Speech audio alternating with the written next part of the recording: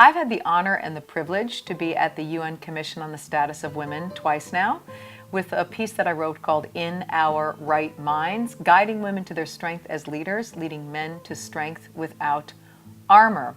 In Our Right Minds does have a double meaning because I do talk a lot about the right hemisphere of the brain. The right hemisphere of the brain is the feminine gatherer nurturer side.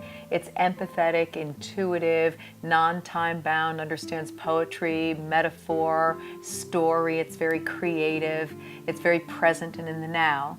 And the left hemisphere of the brain is the one that's the logical, linear, time-bound, hierarchical. That's the masculine hunter-killer hemisphere.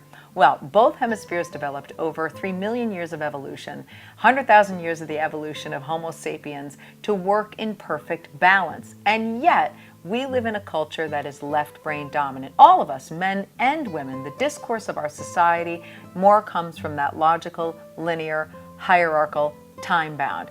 This would also be how we would orient ourselves to our self-identity, our ego, our name, our storyline. Whereas the right hemisphere of the brain is very empathetic. It's very open and connected to others, and less about I and more about the totality and the we and the all.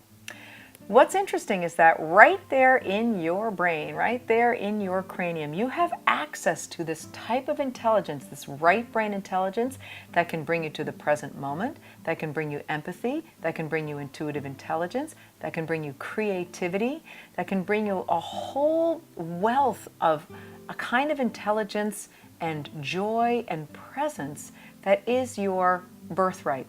So the next time you find yourself just going over the same thing over and over again, which the left brain does a lot, even though both sides are working all the time, but it's this thought of this logical, linear, trying to solve a problem. It's very repetitive.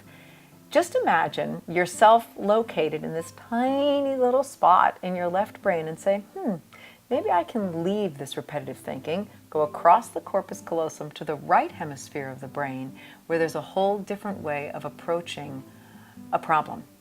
So take a moment, deep breath in. A good walk in nature will get you there.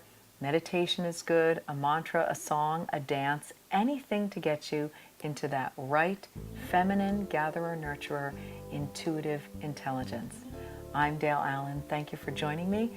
I really appreciate your being on the journey with me. It's always better together. Thanks.